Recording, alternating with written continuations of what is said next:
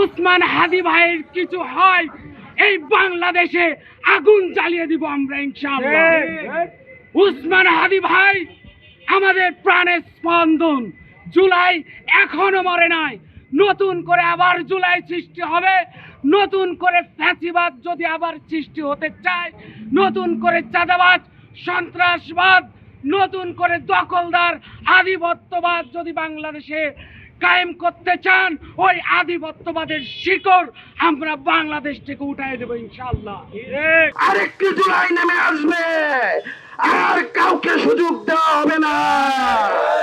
এই যে আমাদের একজন স্বরাষ্ট্রমন্ত্রী আছে না, স্বরাষ্ট্র উপদেষ্টা জাহাঙ্গীর, সে হচ্ছে বাবু খাইছো, বাবু ঘুমাইছো, বেতন কত?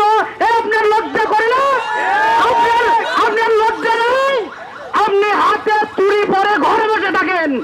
ফার্দার আপনি যদি আবার এই সমস্ত কর্মকাণ্ড রাস্তায় করতে আসেন, জুলাই যোদ্ধারা আপনার বিরুদ্ধে কিন্তু আওয়াজ তুলবে।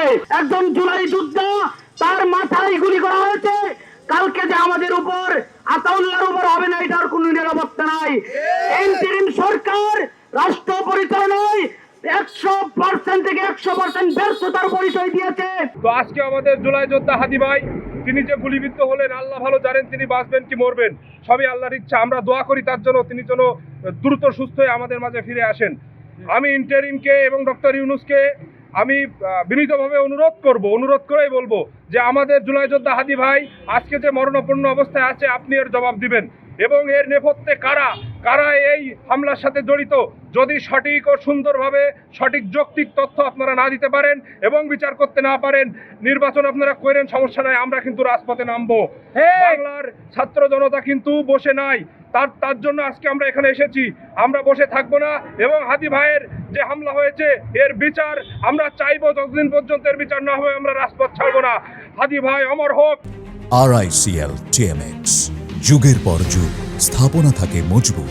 ওই সন্ত্রাসের যতগুলো অস্ত্র রয়েছে, ওই অস্ত্রের যতগুলো গুলি রয়েছে, তার চেয়েও বেশি রয়েছে দেশে জুলাই যোদ্ধারা।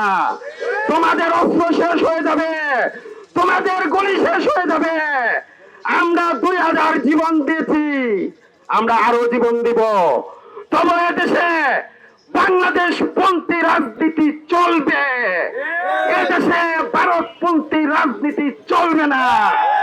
ভারতের সাথে আঘাত করে কেউ আর কোনোদিন ক্ষমতায় যেতে পারবে না। আমরা দোয়া করি শরীফ ওসমান হাদি আল্লাহ না করুক, আমরা বলে দিতে চাই, আমার সহযোদ্ধা, আমার সহপাঠী যদি শরীফ ওসমান হাদির কিছু হয়ে যায়। আজকে আমাদের হাদি ভাইয়ের উপর হামলা হয়েছে, এরপরে হয়তো হাসনাত ভাইয়ের উপর হবে, এরপরে একে একে সব জুলাই যোদ্ধাদের উপর হতে পারে। আমাদের জুলাই যোদ্ধাদের এখনো পর্যন্ত কোনো রকম কোনো নিরাপত্তার আমরা দেখতে পাই নাই।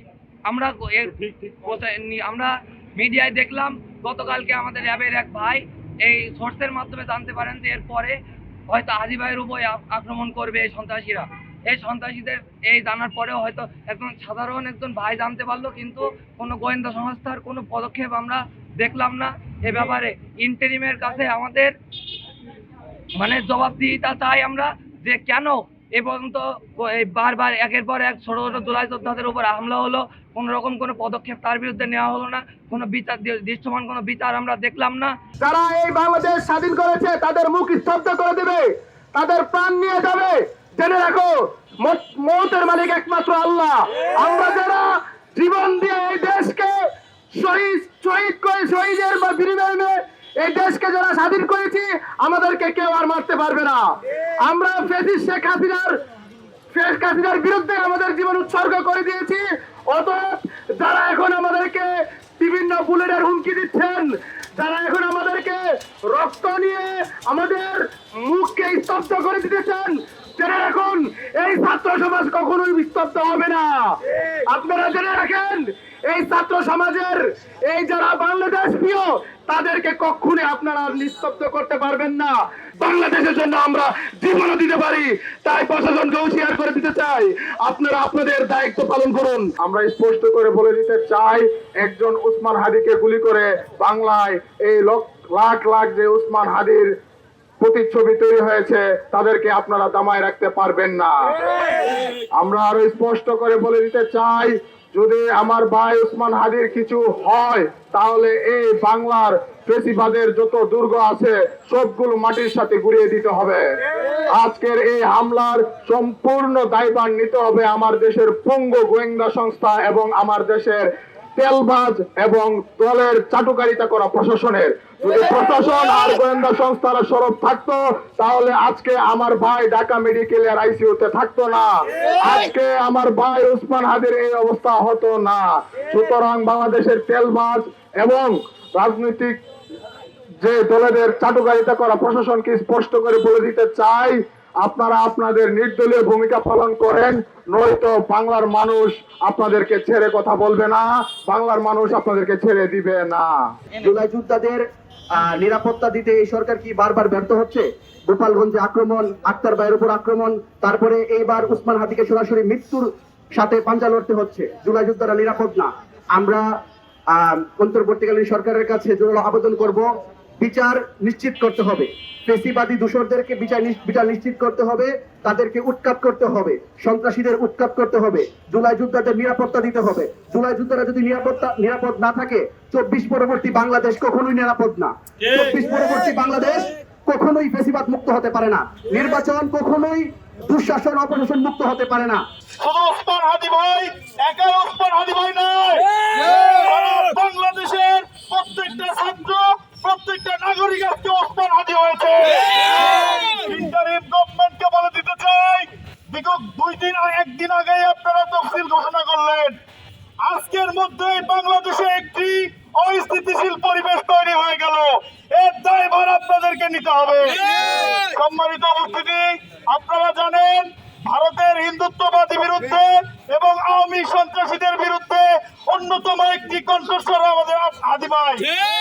আমাদের হাদি ভাইয়ের যদি কিছু হয়, বাংলাদেশে যত আওয়ামী লীগ, গুন্ডা লীগ, খুনি লীগ, যুবলীগ, তাদের অস্তিত্ব রাখা হবে না। সারা বাংলাদেশে প্রত্যেকটা এলাকায়, প্রত্যেকটা পাড়ায়, প্রত্যেকটা মহল্লায় হাদি ভাইয়ের পক্ষ জনস করে তুলুন। ফেসিবাদকে যেখানেই পাওয়া হবে সেখানেই প্রতিরোধ করা হবে। সবাইকে ঐক্যবদ্ধ সংগ্রামের আহ্বান জানিয়ে হাদি সুস্থ হয়ে আমাদের মাঝে ফিরে আসবে। আমরা আবার রাজপথে হাদিকে নিয়ে আন্দোলন সংগ্রাম করে আগামী দিনের যে সংকট আছে সেই সংকট সমাধান আমরা ঐক্যবদ্ধভাবে করব। এমতো অবস্থায় আমরা যে যেখানে আছি, যারা জুলাই বিপ্লবী তাদেরকে এক হতে হবে, আমাদের সুসংহত দৃঢ় ঐক্যবদ্ধ হতে হবে। এইভাবে না হলে আমরা আজকে হাদি আহত হয়েছে, হাদি গুলিবিদ্ধ হয়েছে, আরও বহু হাদি আমাদের হাদি রক্ত দিতে হবে।